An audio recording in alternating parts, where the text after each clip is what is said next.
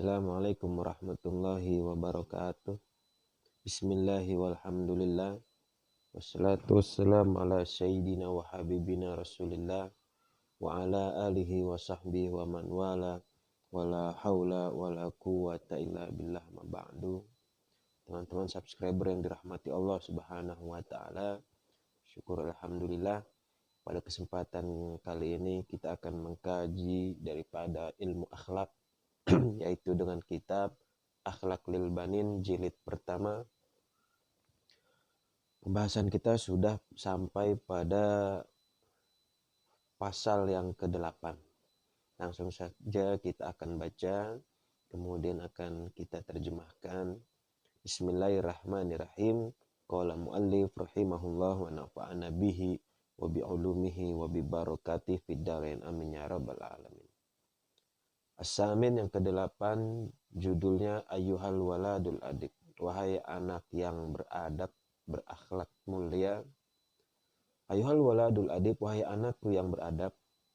Kama yajibu alaika an tu'azzim rabbak, sebagaimana telah diwajibkan atasmu untuk mengagungkan Tuhanmu subhanahu wa ta'ala yang maha suci lagi maha tinggi.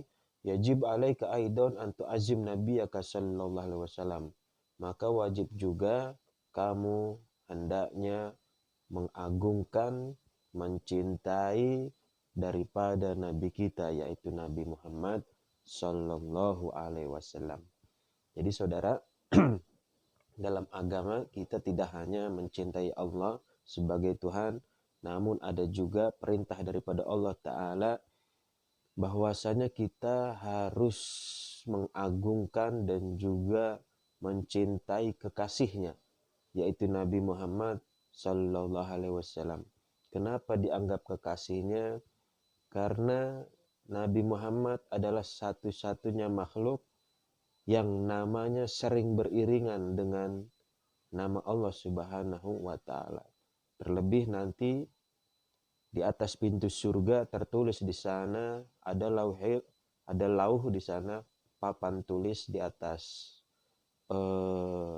pintu surga bertuliskan la ilaha illallah Muhammadur Rasulullah. Tiada Tuhan selain Allah dan Muhammad Rasulnya Allah.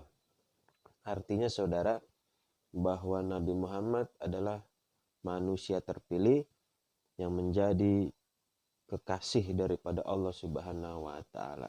Oleh karenanya kita pribadi semua wajib taat dan patuh kepada Allah, dan juga wajib taat dan patuh kepada Rasulullah Muhammad Sallallahu Alaihi Wasallam. Nah, ini adalah ciri atau karakter daripada anak yang beradab. Dia sadar betul, tahu dirinya bahwa segala aspek hidup dan ritual ibadah itu datangnya dari Nabi Muhammad Sallallahu Alaihi Wasallam. Nabi Muhammad telah mencontohkannya selama masa hidupnya, kemudian berkesinambung terus itu amalia dilakukan oleh para pengikutnya, yaitu umat Nabi Muhammad Sallallahu Alaihi Wasallam. Jadi kita patut dan wajib mengagungkan daripada Nabi Muhammad Sallallahu Alaihi Wasallam dengan apa? Tamla kolbak bimahabbati. Penuhi hatimu itu dengan rasa mahabbah, dengan rasa cinta kepadanya. Dengan apa cinta kita kepada Nabi Muhammad kita buktikan? Dengan menjalankan semua perintahnya juga. Nasihat-nasihatnya kita dengerin. Ya, Al-Fakir sering tuh membuat video tentang hadis-hadis daripada Rasulullah. Itu dengerin tuh apa saja pesan-pesan, nasihat daripada baginda Nabi Muhammad untuk menyikapi segala aspek kehidupan kita, baik dalam rutinitas dan juga rutinitas ibadah, ritual, ya, bagaimana yang baik dan benar menurut pandangan Nabi Muhammad Sallallahu Alaihi Wasallam. Begitu. Nah, karena kebanyakan orang hidup dan beragama itu hanya menurut pandangannya aja. Nah itu salah saudara, nggak diterima ngerinya. Salah satu contoh lah, sholat menghadap kepada Allah Subhanahu wa Ta'ala. Kalau Nabi itu ngadep Allah, pakaiannya rapi, ya, pakaiannya rapi. Orang zaman sekarang kagak, ya, bau asem, ya, bau ketek, ya, tanpa bersih-bersih dahulu. Nah, itu sah, sholatnya sah, hanya saja kesopanan akhlaknya kepada Allah Subhanahu wa Ta'ala dan Nabi Muhammad itu kurang gitu ya. Nah makanya gimana nih supaya Islam, syariat dan akhlak saling menyatu, saling mengokohkan ya. Ini pentingnya akhlak. Kebanyakan akhlak dikesampingkan, padahal yang paling utama adalah salah satunya akhlak. Karena orang biar kata ilmunya banyak, kalau kagak ada akhlaknya kagak enak dilihat, dijauhin orang ya. Jadi lebih diutamakan akhlak baru ilmu ya. Nggak apa-apa ilmu sedikit, yang penting diamalin daripada banyak kagak diamalin. Betul. Iya, makanya akhlak diutamakan daripada ilmu. Kesopanan kita sama orang tua, kesopanan kita sama guru, kesopanan kita sama yang lebih besar dan yang lebih kecil bagaimana, terlebih kesopanan kita kepada Allah dan Nabi Muhammad Sallallahu Alaihi Wasallam itu lebih diutamakan lagi ya. Sebagaimana pengarang kitab nanti menganjurkan di bawah, hatta tuhibbahu aksar min mahabbatik, sampai-sampai engkau harus lebih mencintai Nabi Muhammad itu lebih besar daripada mahabbahmu liwalidaika, kepada kedua orang tuamu, wali nafsikan, dan juga kepada dirimu.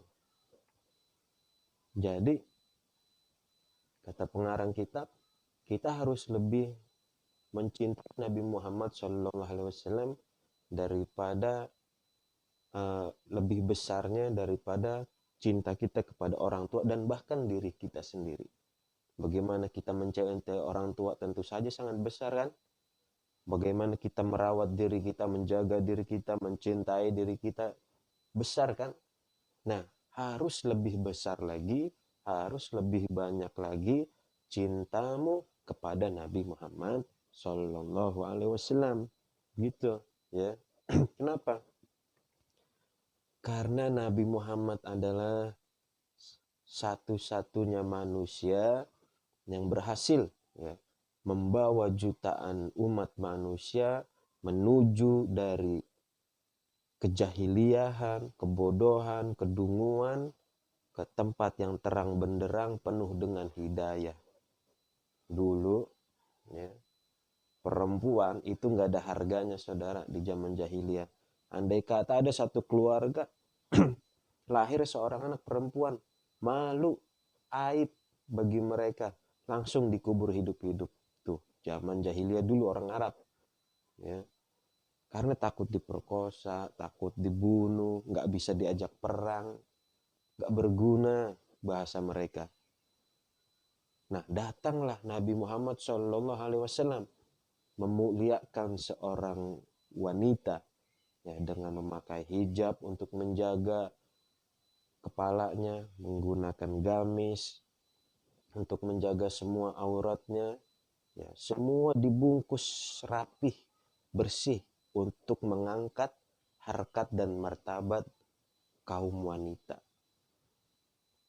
Akhirnya ketika itu digaungkan oleh Nabi Muhammad, maka para sahabatnya pun ya, sangat mengagungkan dan memuliakan kaum wanita, tidak boleh menghardiknya, mencaci makinya, apalagi menodai harkat dan martabat seorang wanita.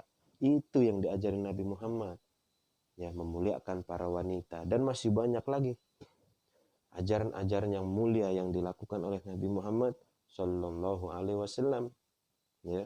Oleh karenanya patut, wajib kita sayang, kita cinta kepada Nabi Muhammad dengan berbagai cara, dengan menjalankan perintahnya, menjauhi larangannya juga.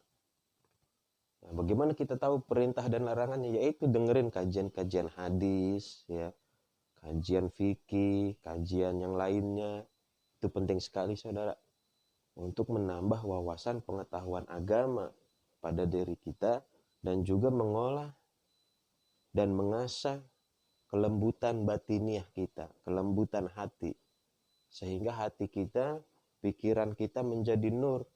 Akhirnya keduanya itu menjadi bercahaya. Maka ketika seseorang pikirannya jernih, ya, maka tindak tanduknya pun akan menjadi jernih, menjadi mulia, menjadi pahala di mata Allah Subhanahu wa taala. Itulah yang diinginkan dan didambakan oleh Nabi Muhammad kepada umatnya. Nah, kemudian cara lain dengan mencintai Nabi Muhammad adalah dengan memperbanyak sholawat dan salam.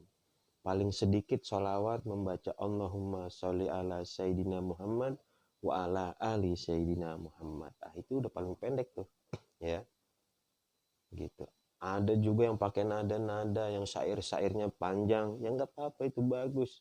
Itu mereka merealisasikan atau mewujudkan daripada sayangnya, cintanya kepada Nabi Muhammad. Coba bayangkan, belum pernah seseorang itu melihat wajah Nabi Muhammad, tapi sebesar itu cintanya kepada Nabi Muhammad. Padahal belum tahu wajahnya seperti apa Nabi. Ya. Inilah salah satu yang dikagumkan oleh Nabi Muhammad kepada umatnya. Dia ada satu kaum nanti, ya, sesudah kalian, mereka tidak melihatku, mereka tidak pernah bertemu denganku, tetapi mereka mencintaiku. Ini adalah salah satu ketakjuban Nabi Muhammad SAW kepada kita, saudara. Nah, makanya itu pertahankan, ya, kecintaan itu agar nanti kita dicintai Nabi Muhammad SAW sepenuhnya di dalam surga. Karena Nabi Muhammad wajahnya indah berseri, tangannya lembut, tutur katanya baik, kagak ada cacatnya saudara sebagai manusia. Bayangin, ya, manusia yang sangat luar biasa. Kemudian saudara, li'annahu, karena Nabi Muhammad allazi allamana dinal Islam, beliaulah yang telah mengajarkan kita agama Islam, mengenal agama Islam dengan baik, ya, bagaimana tata cara ibadah yang baik, yang benar, supaya diterima oleh Allah Subhanahu wa taala. Nabi Muhammad yang ngajarin. Wa bisababihi arafna rabbana. Oleh sebab itu akhirnya kita tahu Tuhan kita. Kenal dah akhirnya kita sama Tuhan kita. Wa faraqna bainal halal war haram. Dan akhirnya kita karena Nabi Muhammad bisa tahu mana yang halal dan mana yang haram. Udah jelas. Al halal bayyin, yang halal jelas, wal haram bayyin, dan yang haram juga jelas. Jadi jangan pernah mencampur aduk. Babi haram, anjing haram, ya. Sapi halal, ayam halal, udah itu jelas. Nggak usah lagu-laguan makan yang haram, ya. Dan kebanyakan orang kelakuan, ya, meremehkan ajaran syariat, padahal nantinya berbahaya buat dirinya dunia dan akhirat. Efek daripada larangan agama itu pengaruhnya sangat besar sekali saudara, ironinya buat dirinya sendiri. Nah, makanya kita pandai-pandai deh tuh, ya, menjauhi segala larangan syariat, kemudian jalankan perintah-perintah syariat, gitu. Wali Allah ta'ala ahabbahu, karena Allah Subhanahu wa taala sangat mencintai Nabi Muhammad. Faja'alahu afdalan nas, maka Allah menjadikan beliau Nabi Muhammad sebagai paling afdolnya, paling utamanya manusia. Nabi Muhammad jadi panutan buat umat manusia, bukan cuma umat Islam doang.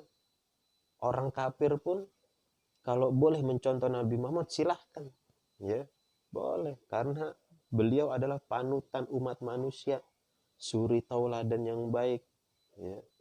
Nah, terlebih kita nih, orang Islam, penganut agama Islam, kemudian umatnya masa ilok kagak ngikutin tata cara hidup yang baik dan benar, tata cara ibadah yang baik dan benar, kecuali nggak lihat bagaimana kehidupan Nabi terdahulu. Dulu bagaimana hidupnya Nabi? Nggak tahu. Kalau pengen tahu yang ngaji, dengerin kajian-kajian hadis, kajian-kajian taklim agama. Begitu caranya supaya kita tahu kisah daripada Nabi Muhammad Shallallahu Alaihi Wasallam. Kemudian saudara, wasoyarahu qudwatan lana fil akhlaq wal adab. Dan Allah menjadikan beliau, menggambarkan sebagai qudwah, panutan, lana untuk kita, fil akhlaq, dalam akhlak, wal adab, dan juga adab. Ya. Jadi beliau menjadi panutan, suri tauladan kita. Iza ahbabta nabiyyaka sallallahu alaihi wasallam, kalau kamu cinta sama Nabi Muhammad sallallahu alaihi wasallam, fattabi'hu fi sirati. Nah, bukti cintanya adalah dengan ittabi'hu fi sirati. Itu kuncinya.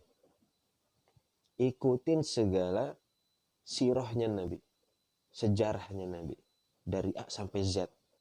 Kalau bisa, ya. Makanya kalau kita lihat para ulama, ya, kenapa ada yang rambutnya panjang, rambutnya pendek? Karena Nabi pernah juga panjang, pernah pendek rambutnya, ya. Nabi Muhammad nggak pernah mau samaan sama orang kafir rambutnya, nggak pernah mau dia, ya. Nabi Muhammad pakai tongkat, lihat ulama, ada yang pakai tongkat, kenapa? Sunnah.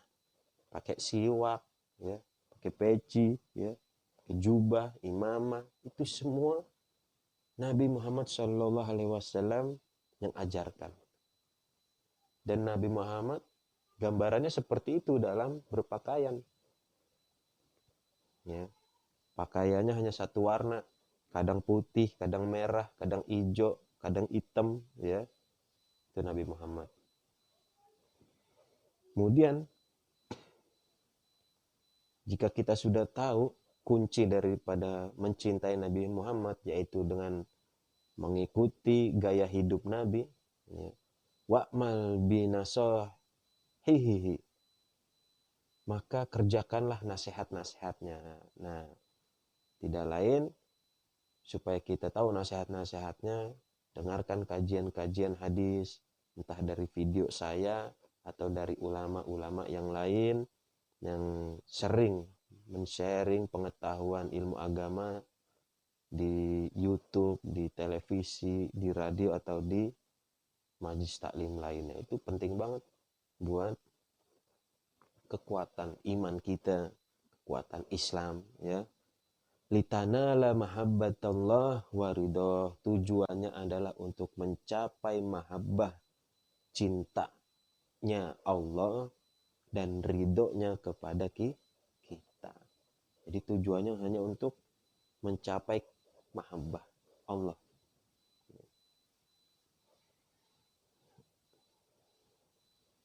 Saudara yang dirahmati Allah Subhanahu wa taala, kemudian pasal yang ke-9 ada adabul manzil. Nah, adab seorang anak, ya.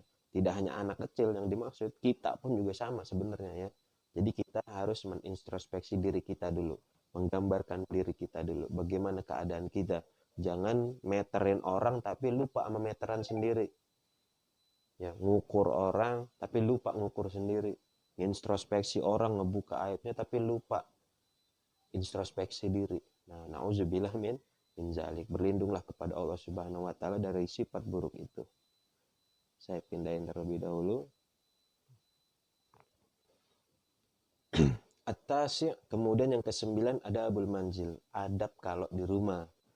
Ini ciri anak yang beradab kalau di rumah. Yajib 'alal walad an yura'il adab fi manzilih. Wajib bagi seorang anak itu menjaga adabnya di rumah. Dengan apa? Bi an yahtarim walidahi, hormatin orang tuanya. Ya. Bagaimana menghormat? Begini? Bukan.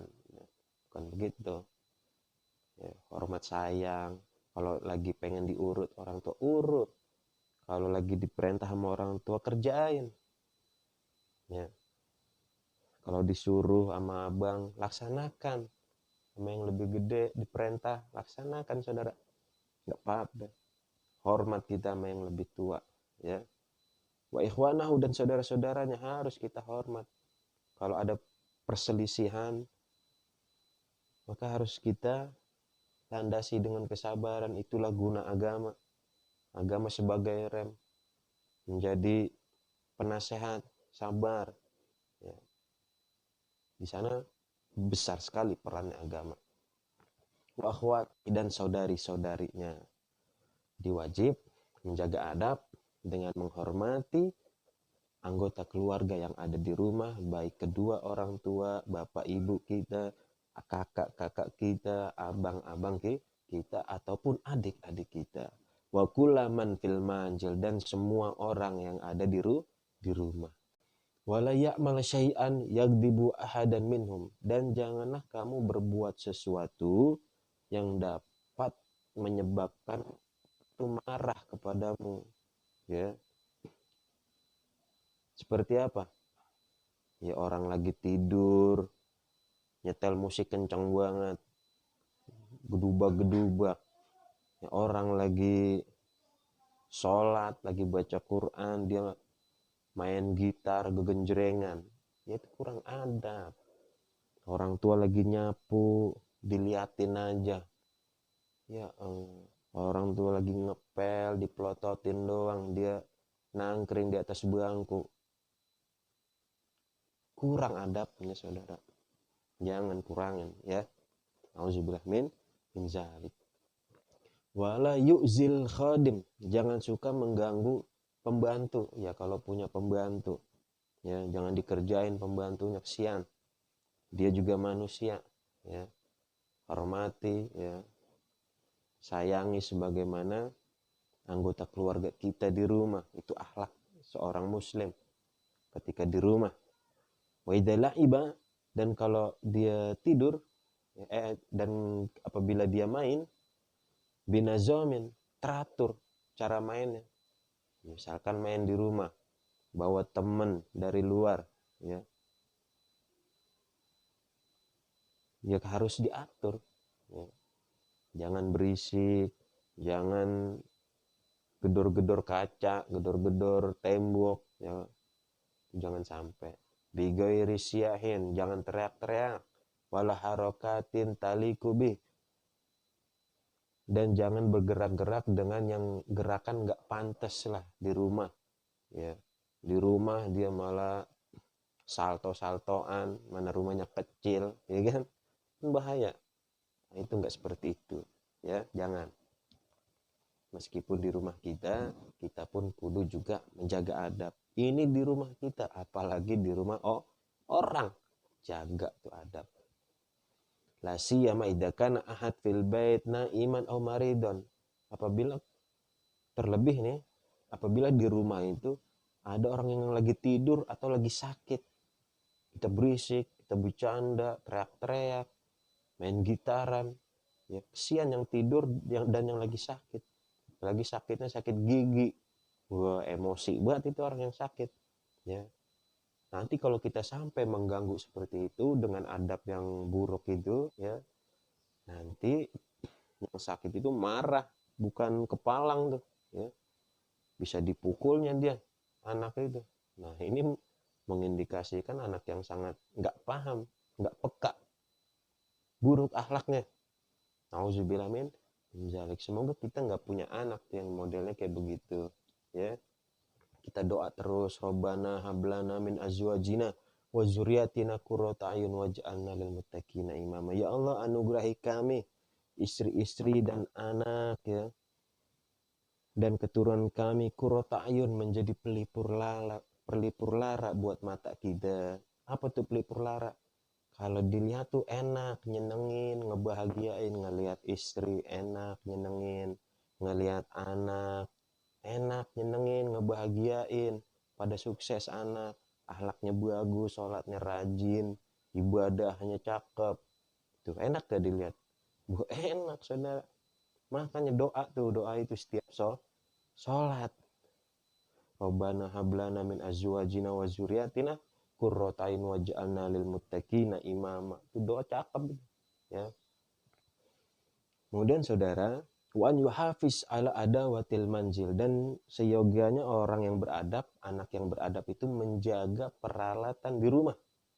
Sapu, pelan, ember, ya, apapun perabotan di rumah kudu dirawat, dijaga, ditaruh di tempatnya, di gudang ya. Jangan sapu dipatahin, sapu dibuat gebuk kucing. Di mana ada kurang saudara ya. Sama kucing juga, sama binatang harus ada akhlaknya, nggak boleh main pukul-pukul aja saudara. Imam Ghazali ketika mengarang kitab ya, tintanya dihinggap oleh laler.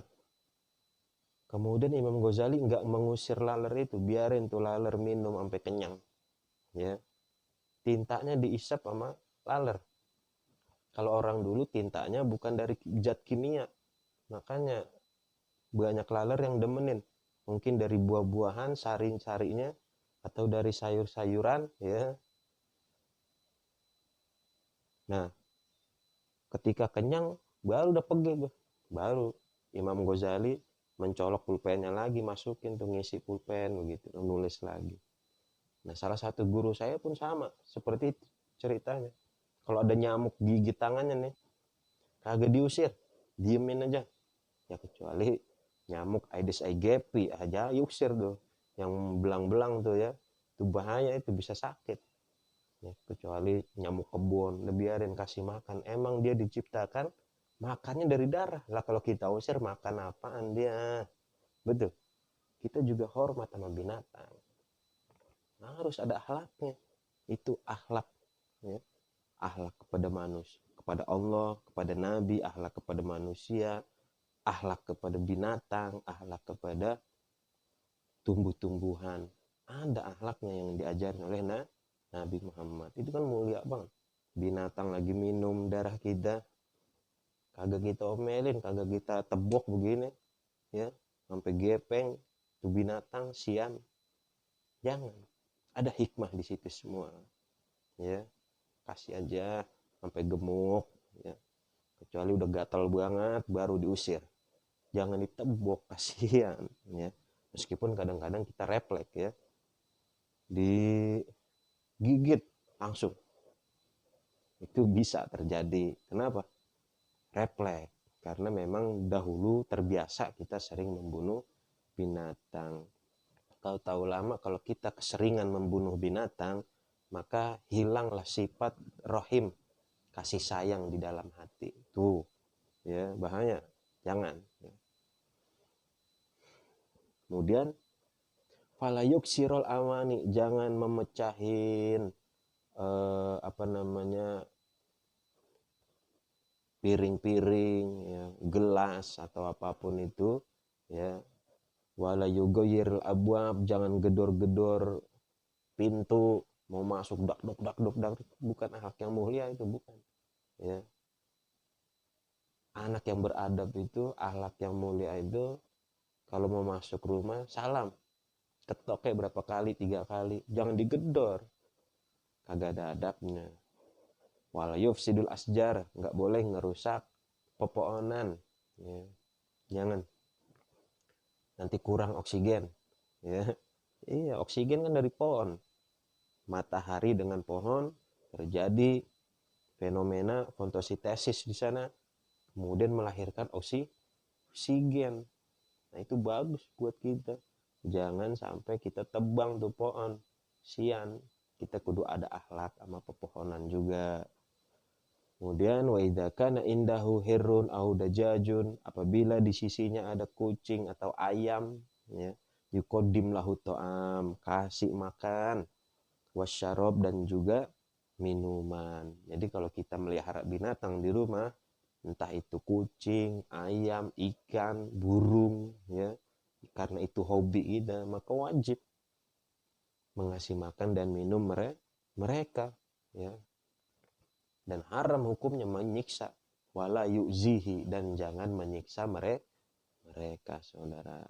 Teman-teman yang dirahmati Allah Subhanahu wa taala, itulah gambaran daripada akhlak yang mulia dari seorang anak. Mudah-mudahan kita dapat mengajarkan anak-anak kita dengan gambaran yang barusan saja kita baca dan kita kaji. Kemudian kita juga mengukur diri kita dengan gambaran yang tadi udah kita sama-sama simak. Teman-teman yang dirahmati Allah Subhanahu wa taala, demikianlah kajian Kitabul Akhlaq lil Banin. Mudah-mudahan bermanfaat untuk saya pribadi dan juga bermanfaat untuk teman-teman subscriber yang dirahmati Allah. Usi nafsi wa iyyakum bittaqwallah. Kita akhiri taklim kita, kajian kita dengan doa kafaratul majlis. Subhanaka Allahumma bihamdika asyhadu an la ilaha illa anta astaghfiruka wa atubu ilaik. Assalamualaikum warahmatullahi wabarakatuh.